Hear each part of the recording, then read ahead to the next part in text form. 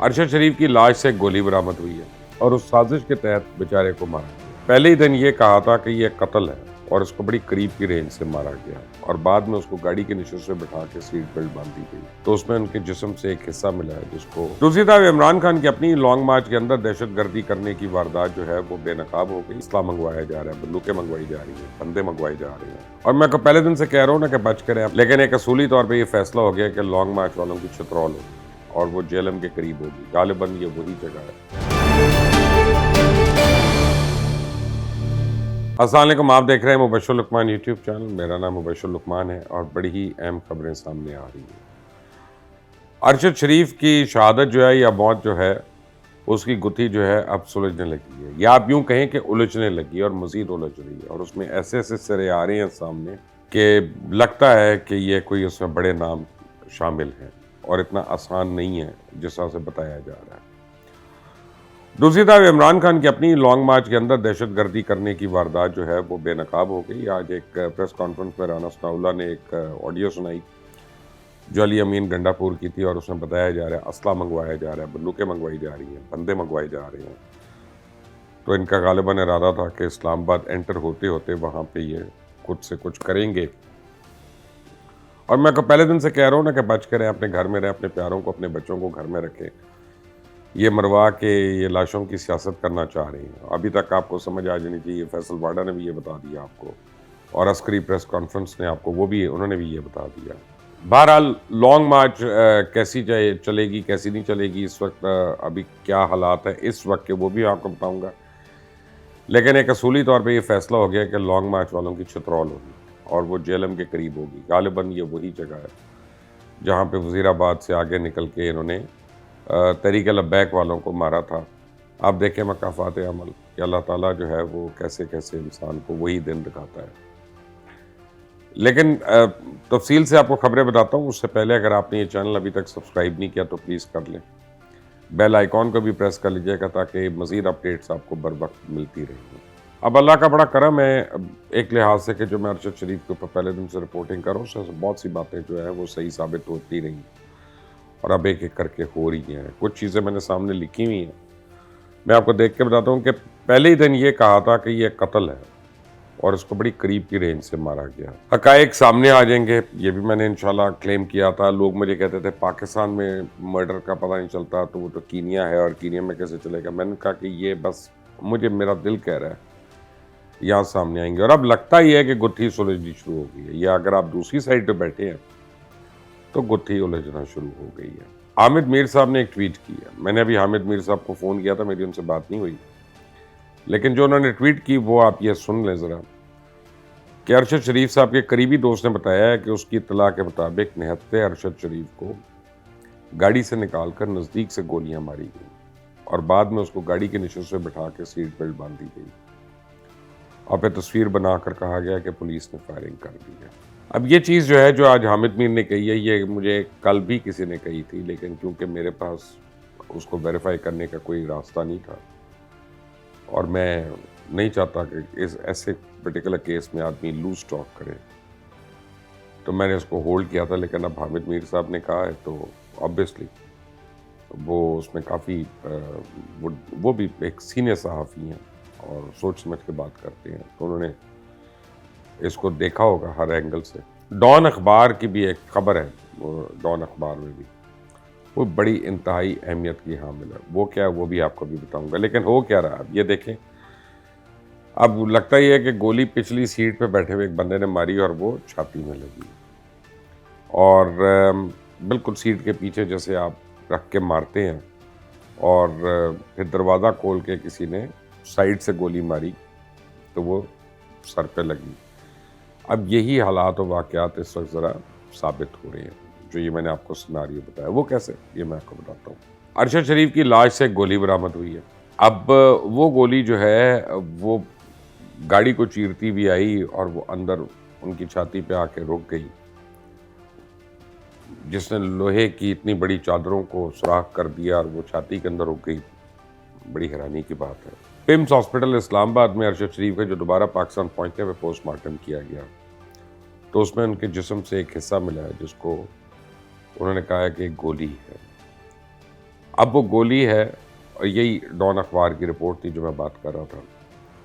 تو پھر کینیا میں کیسا پوسٹ مارٹم ہوا؟ کیونکہ یہ پوسٹ مارٹم کی ایس او پیز میں شامل ہے کہ جو بھی چیز ان کو اندر ملتی ہے، کوئی دھات، کوئی آلہ، کوئی بھی چیز، کو گولی، تو اس کو انہوں نے نکالنا ہے اور وہی فورینسک ایویڈنس کے لیے جانی ہے. اسی کے اوپر تفتیش ہونی ہے کہ کون سی گن کی گولی ہے، کیا ہے. تو اگر اس باڈی کے اندر چھوڑ دیا، اس کو سیل کر دیا، باڈی کو تدفین کے لیے بھیج دیا، تو اس کا مطلب ہے کہ دال میں کچھ کالا ہے، یا شاید دال ہی پوری کی پوری کالی ہے یہاں پہ. اب جو پاکستان کے حکام ہیں، انہوں نے اس کو اپنی یعنی کسٹڈی میں لیا اس گولی کو، اور اس کا ایک فورینسک ٹیسٹ ہو رہا ہے. اور فورینسک ایویڈنس کے بعد جو ہے وہ پتہ چلے گا کہ اس کی کیا ڈیٹیلز ہیں، اور کینیا کے حکام نے اس کو کیسے اس کے جسم میں ہی چھوڑ دیا مقتول کے. اور پھر اب اس کے بعد اگر آپ نے اسے مزید تفتیش کرنی ہے تو آپ کو وہ آلہ قتل چاہیے ہوگا کہ جس سے وہ فائر ہوا، تاکہ آپ اس کو میچ کر سکتے ہیں کہ یہ ہوا یا نہیں ہوا. اب پرابلم یہ ہے کہ ہتھیار جو ہے وہ تو کینیا میں ہے، اور جو گولی ہے وہ یہاں پہ ہے لاہور میں. تو یا گولی کو ادھر لے کے جایا جائے یا ہتھیار کو ادھر منگوایا جائے، تاکہ تفتیش جو ہے وہ ہر اینگل سے کمپلیٹ ہو کہ کیا یہ گولی اسی ہتھیار کی ہے جو جمع کرایا گیا ہے کہ کوئی اور ہے. اچھا، پوسٹ مارٹم رپورٹ سے جو ثابت ہوتا ہے اور پتہ چلتا ہے وہ یہ ہے کہ گولیاں ان کو سینے پہ لگی اور اسی سے ان کی موت واقع ہوئی. بلکہ میں کینیا کی رپورٹ پڑھ رہا تھا، تو میں سوشل میڈیا پہ میں نے پڑھی. اب مجھے یہ نہیں پتا کہ ایکچوئل کینیا کی رپورٹ ہے، کیونکہ ہمارے تو سوشل میڈیا پہ آپ کو پتہ ہے جھوٹی خبروں کی بھرمار بھی ہوتی ہے. اور وہ اس میں یہ کہا گیا کہ سینے میں گولی لگنے سے ان کی موت واقع ہوئی، اس سے سانس میں پرابلم ہوئی. میں ایزیوم کرتا ہوں کہ جو سر پہ لگی تھی گولی اس سے ہونی چاہیے. تو کہیں خدا نہ خواستہ ایسا تو نہیں کہ کسی نے پہلے ان کو گولی مار دی اور پھر یقین کرنے کے لیے کہ واقعی ان کی ڈیتھ ہوئی ہے کہ نہیں ہوئی، پھر انہوں نے کہیں اور سے گولی ماری سر کے اوپر، تاکہ ڈبل چیک ہو جائے کہ ہوا کیا. جسم کا جو اگلا حصہ ہے وہاں پہ گولی نکلنے کا نشان ہے، اور جو کمر ہے، کمر کے اوپر ایک کالا نشان ہے. اور کالے نشان کا مطلب گولی مارنے کا یہ ہے کہ کم از کم 4 فٹ کے فاصلے سے یا اس سے بھی کم فاصلے سے وہ گولی چلائی گئی ہے، کہ جو اس نے برن کیا اسکن کو وہاں پہ. تو اس کا مطلب ہے کہ وہ جو بات ہو رہی تھی کہ دور سے سنائپر نے مارا یا چلتی ہوئی گاڑی کو تعقب کر کے جو فائرنگ کی، وہ ساری کی ساری بات جو ہے وہ تو غلط ثابت ہو گئی. ہو سکتا ہے گولی 4 فٹ سے بھی کم فاصلے سے چلی ہے. اب گاڑی میں کون بیٹھا تھا، ساتھ کون بیٹھا تھا، چلا کون رہا تھا، اور گاڑی کے پیچھے کون بیٹھا تھا؟ ایک تو ہمیں پتہ ہے خرم ہے، دوسرے کا ہمیں بتایا گیا تھا کہ وقار ہے جو اس کا بھائی ہے، لیکن پھر ہمیں پتہ چلا کہ نہیں، وقار وہاں پہ نہیں تھا، وقار الگ تھا. تو پھر پیچھے کون تھا؟ اب یہ وہ امپورٹنٹ سوالات ہیں جو خرم کسٹڈی میں ہوگا اور وہ ہماری ایکسیس اس تک ہوگی، تو ان سوالوں کے جواب ہمیں ملنے ہیں. کچھ اور خبریں بھی سوشل میڈیا پہ چل رہی تھی. وہ یہ کہ جناب یہ فارم ہاؤس تھا، وہاں پہ لڑائی ہوئی پی پلا کر، اور وہ لڑائی کے اندر غصے میں گولی چل گئی، تو پھر بعد میں وہ گاڑی میں ڈال کے لے گئے. اور اس طرح کی یہ میرا خیال ہے ایک اسموک اسکرین ہے. ایک بڑی سازش کو ایک ذاتی انات کہہ کر کہ جی کوئی لین دین تھا، کاروباری لین دین تھا، اور اس کے بعد اس کے اوپر کوئی لڑائی ہو گئی تو گولی چل گئی، تو بس پھر ثانیہ ہو گیا. نہیں، یہ کافی نہیں ہے، کیونکہ یہ ایک سازش ہے ڈیفینیٹلی. اور اس سازش کے تحت اس کو بیچارے کو مارا گیا، اس کو شہید کیا گیا، اور بے دردی سے شہید کیا گیا.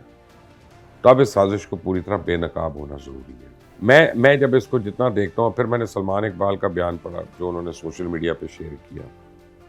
مجھے نہیں پتا انہوں نے سوشل میڈیا پہ کیوں شیئر کیا، یہ انہوں نے حکام کو کیوں نہیں بھیجا تھا ڈائریکٹ. بہرحال وہ تو کہتے ہیں کہ جی مجھے کسی بات پہ اعتبار ہی نہیں ہے پاکستان میں کسی چیز پہ ان کا اعتبار نہیں ہے، نہ حکومت پہ، نہ پیمرا پہ، نہ ایف آئی اے پہ، نہ ایف بی آر پہ، نہ فوج کے اوپر. لیکن ان کا کاروبار یہیں پہ ہے اور پیسے وہ یہیں سے کما رہے ہیں. سبحان اللہ.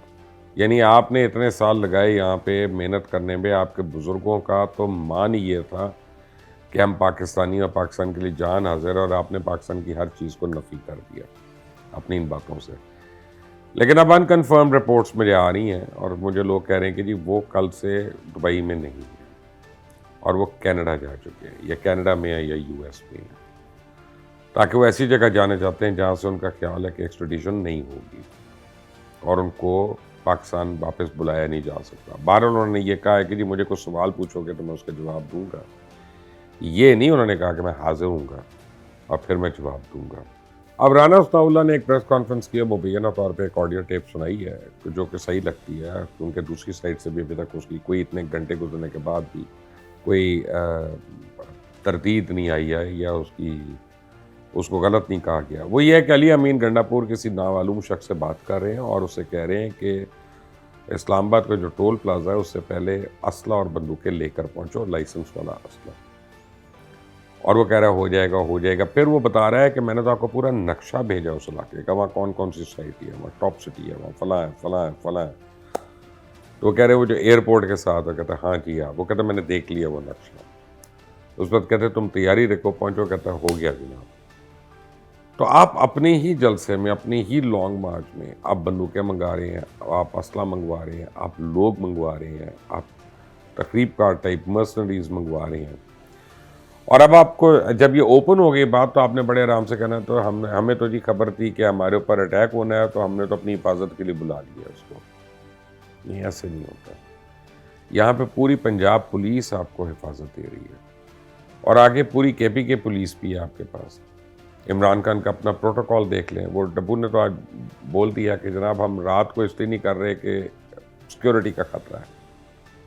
تو وہ جو سیکیورٹی کا خطرہ ہے وہ دن کو نہیں ہو سکتا، خدا نہ خواستہ، وہ صرف رات کو ہی ہونا ہے، اندھیرے میں ہی ان کو نظر آتا ہے جنہوں نے کرنا ہے، کہ وہ دن کو بھی کر سکتے ہیں۔ یہ صورتحال اس وقت یہ ہے کہ 5000 کے قریب شرکاء جو ہیں وہ لانگ مارچ میں شامل ہیں، اور یہ جس شہر سے جب گزرتے ہیں تو آبویسلی ایک میلہ لگا ہوا ہے، گانا بجانا، بہرحال اوپر سے عمران خان کنٹینر کے اوپر، تو گرد و نواح کے جتنے لوگ ہیں اس شہر کے اور وہ جی ٹی روڈ کے اوپر وہ سارے آ جاتے ہیں وہاں پہ اور تماشا دیکھ رہے ہوتے ہیں، تالیاں بجا رہے ہوتے ہیں، جیسے کسی بھی مداری کے آگے گاؤں کے لوگ آ کے تالیاں بجاتے ہیں۔ تو اس سے لگتا ہے یہ آپ کو کہ پتہ نہیں کتنا بڑا جلوس ہے، لیکن آپ ایسا کریں کہ راوی ٹول پلازا کی اس ٹائم کی ساری پرچیاں نکال کے دیکھیں کہ 1500 سے بھی کم گاڑی اگر کراس ہوئی ہے اس 1 گھنٹے کے اندر تو آپ کو پتہ چل جائے گا کہ میں کتنی صداقت والی بات کر رہا ہوں، اور کتنی بسیں ہوئی ہیں، کتنے ٹرک ہوئے ہیں، کتنی ٹریکٹر ٹرالیاں ہوئی ہیں۔ تو چلو میں کہتا ہوں ٹرالی کے اوپر بندے ہوں گے، بسوں کے اندر ہوں گے،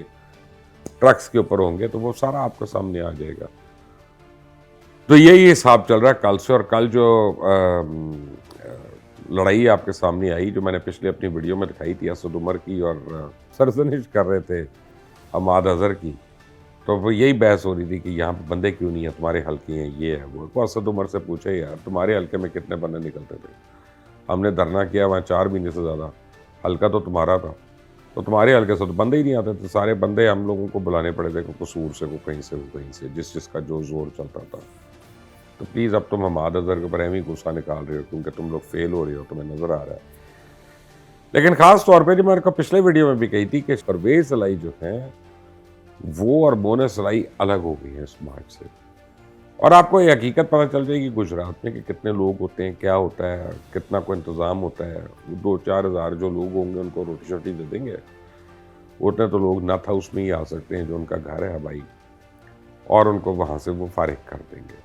اب عمران خان کی جو لانگ مارچ ہے وہ تو اب سمجھ آ گئی کہ ایک لمبی چوڑی پکنک ہے، جس کو وہ پکنک کے طور پہ لے رہے ہیں، عیاشی کے طور پہ لے رہے ہیں، کیونکہ آپ کو ڈانسنگ گرلز اور ڈانسنگ بوائز آپ کو اس میں نظر آ جائیں گے، گانے گونے سب کچھ آپ کو اس میں ملے گا۔ نہیں ملے گا تو آپ کو پی ٹی آئی کے بڑے لیڈرز نہیں ملیں گے اس میں، آپ کو پی ٹی آئی کے جو کیا کہتے ہیں ایلائز ہیں وہ آپ کو نہیں ملیں گے وہاں پہ۔ اور اب آپ کو سمجھ آ جانی چاہیے کہ وہ لوگ بھی عمران خان کے ساتھ کتنی مجبوری سے ہیں، اور جب پہلا موقع ان کو ملے گا تو وہ اس کو چھوڑنے کو تیار ہیں۔ ابھی تک کافی لوگوں کو یقین نہیں آ رہا کہ لانگ مارچ اس حد تک فارغ ہو سکتی ہے کہ نہیں۔ کوئی نہیں، چلنے دیں 2-4 دن، اس کے بعد سب پہ دودھ کا دودھ اور پانی کا پانی ہو جائے گا۔ Keep watching this channel, until the next time, اللہ حافظ۔